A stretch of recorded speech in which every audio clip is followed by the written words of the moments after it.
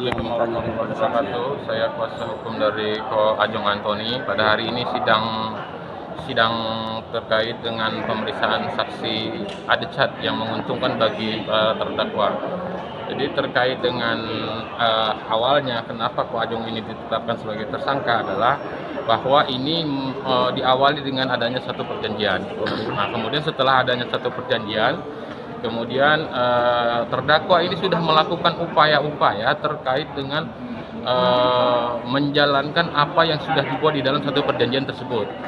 Nah, kemudian terdakwa sudah membuat satu surat rekomendasi, sudah membuat kepada kepala desa, kepada camat dan kepada bupati.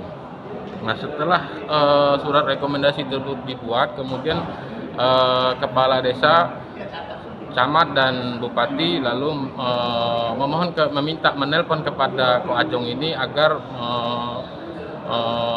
agar membentuk satu agenda rapat, ya kan. Setelah kemudian terkait dengan agenda rapat tersebut diputuskan bahwa terkait dengan tanah yang dimintakan izin terkait dengan pembuatan perkebunan kelapa sawit tersebut yang seluas 11.700 hektar tersebut itu tidak bisa dipenuhi secara keseluruhan. Kenapa itu tidak bisa dipenuhi secara keseluruhan? Karena ada bagian-bagian itu di wilayah tanah tersebut itu tidak bisa dijadikan perkebunan itu karena merupakan perkebunan plasma. Jadi dapat dijadikan perkebunan tapi dia harus ada inti, ada plasma, ya kan.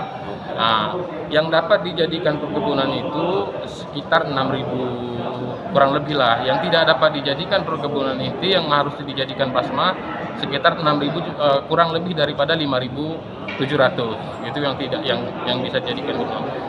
Nah, setelah adanya keluar peta dari tata ruang yang menyatakan bahwa ada spot-spot yang bisa dijadikan dan tidak yang dijadikan tersebut, kemudian klien saya ini melaporkan kepada pelapor bahwa terkait dengan apa yang saya ceritakan tadi ada spot-spot yang bisa dan yang tidak. Nah, kemudian setelah dilaporkan hal tersebut kurang lebih dalam waktu 3 minggu pelapor menyampaikan bahwa menolak terkait dengan kerjasama yang sudah dibuat di dalam perjanjian tersebut. Intinya seperti itu, Pak.